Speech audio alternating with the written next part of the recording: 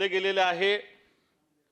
मला असं वाटतं आता आपली जबाबदारी जास्त वाढलेली आहे, कारण हे 12 किल्ले ज्या अर्थी वारसा स्थळ म्हणून घेतली जातात त्या अर्थी येणाऱ्या काळामध्ये युनेस्कोमध्ये कायम हे वारसा स्थळ राहणं हे सुद्धा आवश्यक आहे। निश्चित या किल्ल्यांकडे बरंच दुर्लक्ष होत असतं आपलं।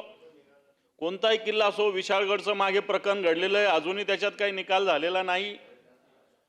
मग रायगड असेल, वेगवेगळ्या ठिकाणी जी जी कामं चालू आहेत ती जरी बघितली तरी मला असं वाटतं राज्य सरकारचं कमालीचं दुर्लक्ष या विषयाकडे निश्चित आहे।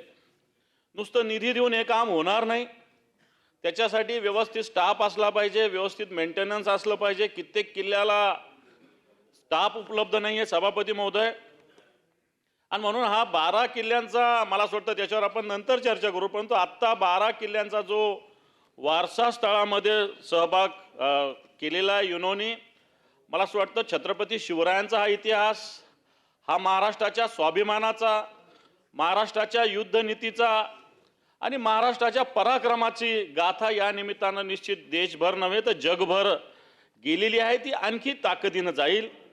आणि म्हणून आज याच्यासाठी सरकारचं, सांस्कृतिक विभागाचं, माननीय मुख्यमंत्री सगळ्यांचं अभिनंदन करत असताना येणाऱ्या काळामध्ये वारसा स्थळामध्ये समावेश झालेल्या या किल्ल्यांसाठी नव्हे, याच्याशिवाय अनेक किल्ले आपले आहेत, याच्यासाठी सरकारने मला असं वाटतं कायम स्वरूपाच्या व्यवस्था, कायम स्वरूपाच्या निधीची अरेंजमेंट, निधी भरपूर मिळतो, परंतु उपयोगिता, स्टाफ ह्या सगळ्या गोष्टी अतिशय महत्त्वाच्या आहे।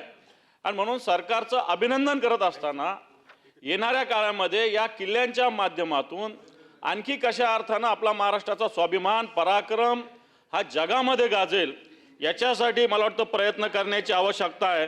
आणि त्याच्यासाठी कायमस्वरूपी सरकारने योजना करण्याची गरज असं मला वाटतं। मी पुन्हा एकदा समस्त सगळ्या सभागृहाचं, सरकारचं मनपूर्वक अभिनंदन करतो की या 12 किल्ल्यांचा युनेस्कोने सहवास केलेला आहे। धन्यवाद सभापती महोदय।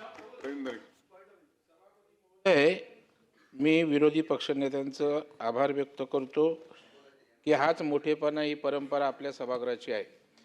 या निमित्तानं केंद्रीय पंतप्रधान सन्माननीय नरेंद्र मोदी साहेब असतील, देवेंद्रजी असतील आणि दोन्ही उपमुख्यमंत्री यांचाही मोठा रोल आहे। माझी आपल्याला विनंती एवढीच आहे की हा आपला महाराष्ट्राच्या स्वाभिमानाचा, अभिमानाचा, आनंदाचा विषय आहे।